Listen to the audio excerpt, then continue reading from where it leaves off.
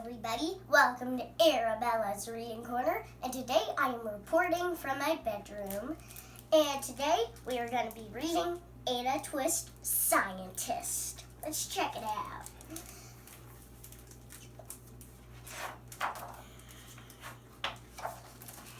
Ada Marie! Ada Marie! Oh, Marie's my middle name.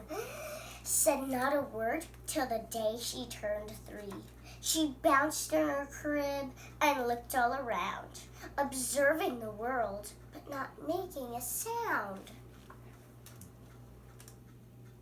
She learned how to climb and made her big break with a trail of chaos left in her wake. Oh, she ripped the star off of her. She ran through the day, chasing each sound in sight, and didn't slow down till she conked out at night. Her parents were frazzled, but tried not to freak, as Ada grew bigger and still did not speak. Clearly, young Ada, with lots in her head, would have something to say when it ought to be said.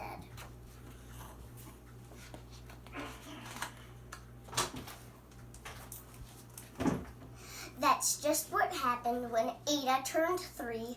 She tore through the house on a fact-finding spree and climbed up on the clock just as high as she could. Her parents yelled, "Stop!" as all good parents would. Ada's chin quivered, but she did not cry. She took a deep breath and simply asked, "Why?" Wow, that's her first word. Why? Why does it tick and why does it talk? Why don't we call it a granddaughter clock? Why are there pointing things stuck to a rose? Why are there hairs up the inside of your nose? She started with why, and then what, and then how, and then when. By bedtime, she came back to why once again.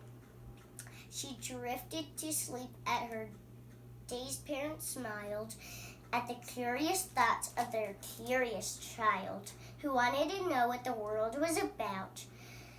They kissed her and they whispered, "You'll figure it out."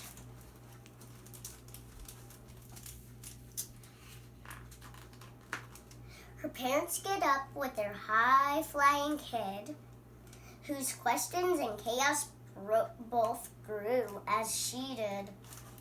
Uh-oh.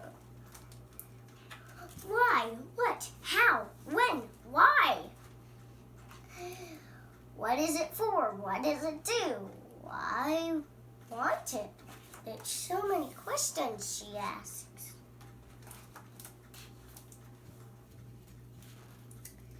Even Miss Greer found her hands were quite full when young Ada's chaos wrecked their havoc at school.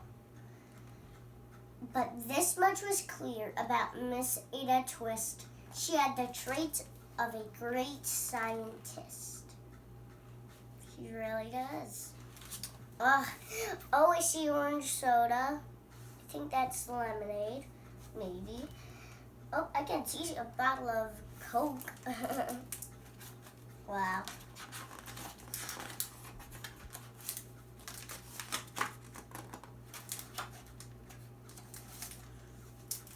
Ada was busy at that first day of spring, testing the sounds that make mockingbirds sing, when a horrible stench whacked her right in the nose, a pungent aroma that curled up her toes. "Zowie!" said Ada, which got her to thinking, what is the source of the terrible stinking? How does a nose know there's something to smell? And does it still stink if there's no nose to tell? Ooh, good questions. She rattled off questions and tapped on her chin. She'd start at the start where she ought to begin. A mystery, a riddle, a puzzle, a quest. This was the moment that Ada loved best. That's her brother, curious of what she's doing. Are you gonna get in trouble again? Ada did research to learn all she could of smelling and smells, both the stinky and good. One hypothesis Ada thought could be true. The terrible stink came from Dad's cabbage stew. Oh, that does look yucky. She tested and tested, but soon Ada knew it was time to come up with hypothesis 2.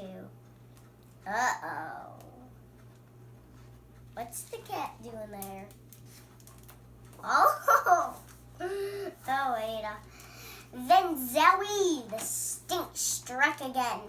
Just like that, hypothesis 2. It's caused by the cat. The cat couldn't make such a stink on its own. It needed perfume and some fancy cologne. So young Ada tested. The test was a flop. But again, her parents yelled, "Stop!" Uh-oh. Oh, that's the cat's behind. And she put the cat into the washer machine. Uh-oh. Now I know why her parents said stop.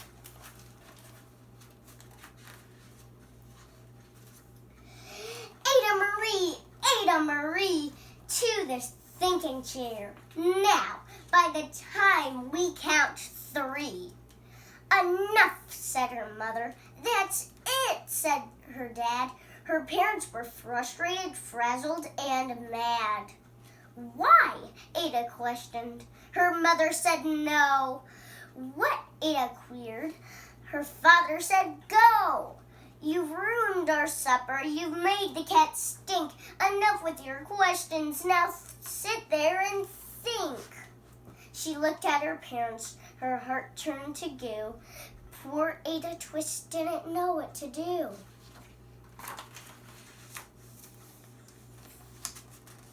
She sat all alone by herself in the hall, and Ada once more could say nothing at all.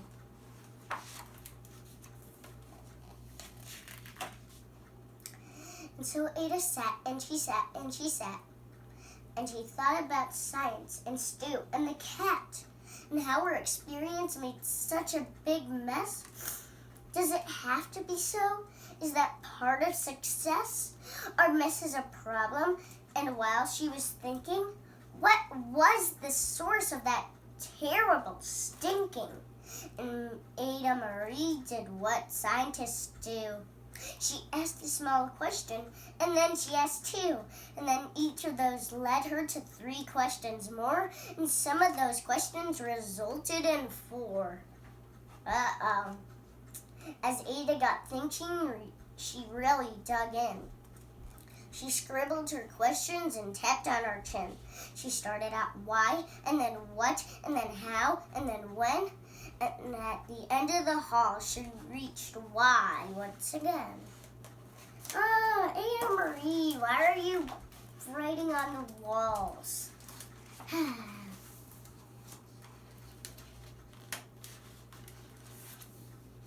Her parents calmed down, and they came back to talk. They looked at the hallway and just had to gawk. Uh-oh. No patch of bare paint could be seen on the wall. The thinking chair was now the great thinking hall.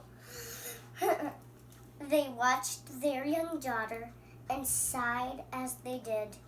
What would they do with this curious kid who wanted to know what the world was about? They smiled and whispered, "We'll figure it out." And that's what they did, because that's what you do when your kid has a passion and a heart that is true. They remade their world. Now they're all in the act of helping young Ada sort fiction from fact. She asks lots of questions. How can she resist? It's all in the heart of a young scientist.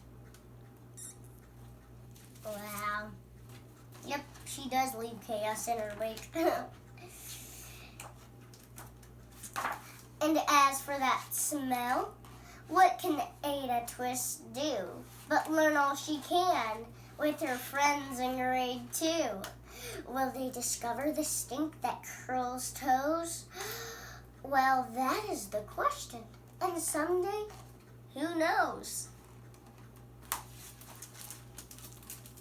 I hope you enjoyed this fabulous book about Ada Twist. Can't believe she had my middle name.